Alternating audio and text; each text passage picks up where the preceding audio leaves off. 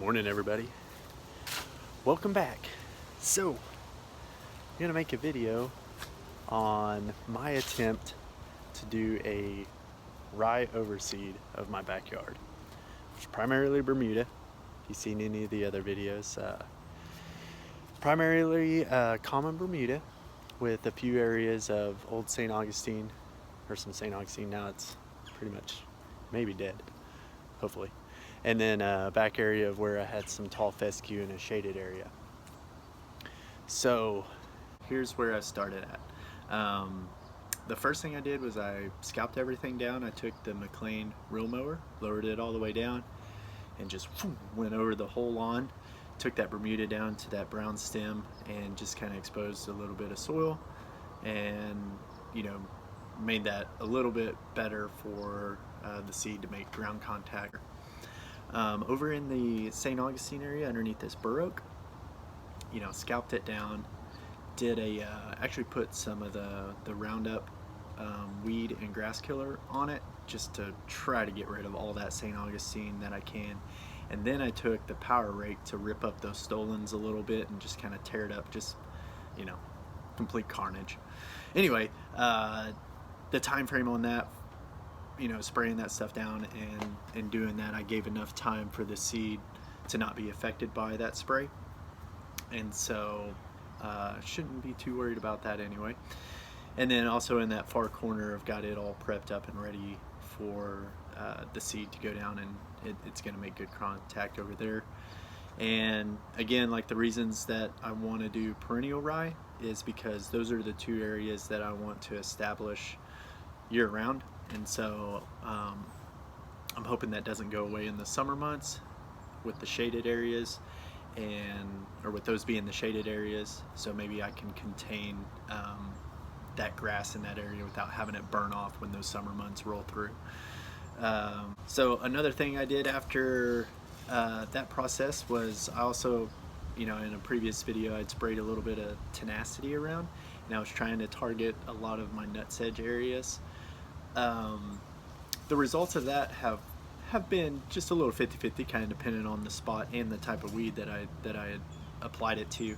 The nutsedge area over in front of the barn, it's about maybe 50, maybe a little bit generous on that, so maybe more like 40% gone.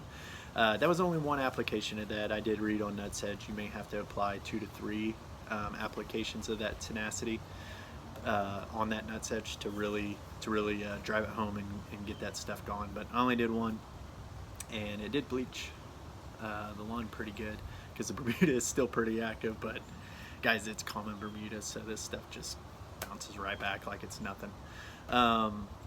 This other weed that I really don't know what is, but anyway, the brown spots in the yard, that's where that weed was, and gone. Like, didn't even think twice about it, didn't even try to live. It was just in and out probably within a week or so. But now, you have brown spots, and we're going into the fall season, and so, generally I think in the spring the Bermuda would take over. So those areas, they'll just be covered up by the rye grass and then taken back over, hopefully, with Bermuda come spring and summertime. Then the crabgrass, did really well on the crabgrass. Once it started choking it out, the crabgrass was gone, just like that other weed. So pretty happy with it. The reason why I didn't do the ortho nutsedge killer, because I have used that before and it works really well. It said that I couldn't apply seed within a month of application of that product, and at the time I was thinking I was going to do 1st of October with this seeding project, but we got slammed with a heat wave. I mean, last Sunday it was 96, so it wouldn't have been a good idea to have new ryegrass seed trying to germinate during that time. So yeah, I could have waited, but I've made a note for next year, that, hey, my seeding's going to take place probably mid to later October. So if I need to, kill some weeds in that September-October window, that would be a good time to apply that again. The next thing is, after that, I applied Anderson's 10-10-10, both on the backyard and on the front yard. and just kind of, you know, so there'll be some nutrients in the soil ready for anything that needs it. Hopefully not weeds, but it'll be there for any of the grasses whenever, if they need any nutrients. And so just a good balanced fertilizer, recommended by Doc, from the How To with Doc. After that, we started seeding. So I have two 25-pound bags of the perennial ryegrass. It's from Stover, Grand Slam.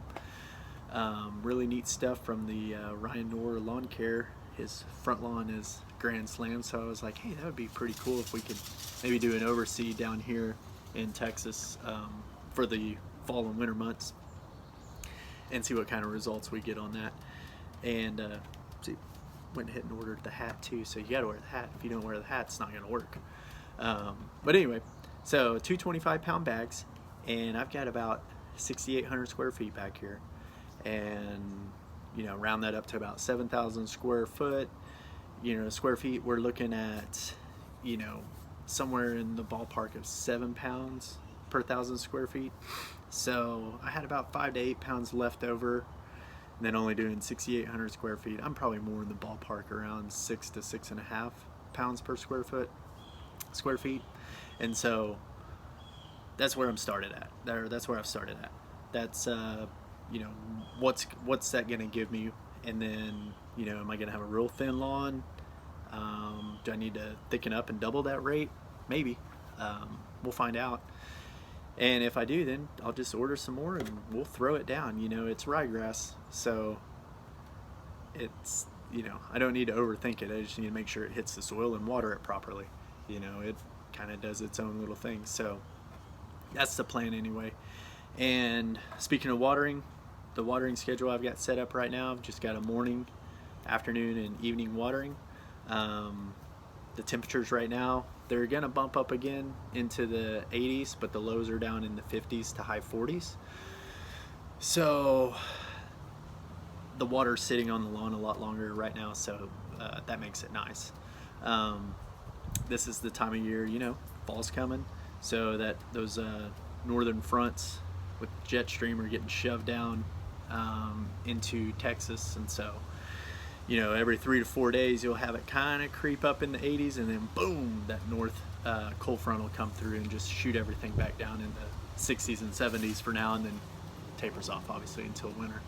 So, but yeah, that's the watering schedule. Just doing about 15 minutes or so in each little zone, and just trying to keep the seed nice and wet, and, you know, not over soaking it, of course, but until it gets established.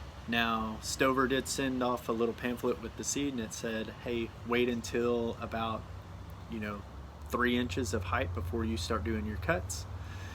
And, you know, the good thing is this Bermuda isn't really growing all that fast. Whenever I mowed before I did all this the seeding and fertilizing, it was only taking off about 1/8 inch whenever I was mowing it. And the height that I was even mowing at was about 5/8 of an inch, so there was just barely any clippings, which was nice to see, because now I'm not going to have to worry about the Bermuda getting too tall before the ryegrass gets established. So at least that's the idea for now. So guys, you know, thanks for stopping by and watching this video. I'll post updates on the progress on the rye, and we'll you know, we'll all be excited to see how this turns out. So anyway, if you can, you know, like, comment, subscribe. Thanks for stopping by. We'll see you. What is it?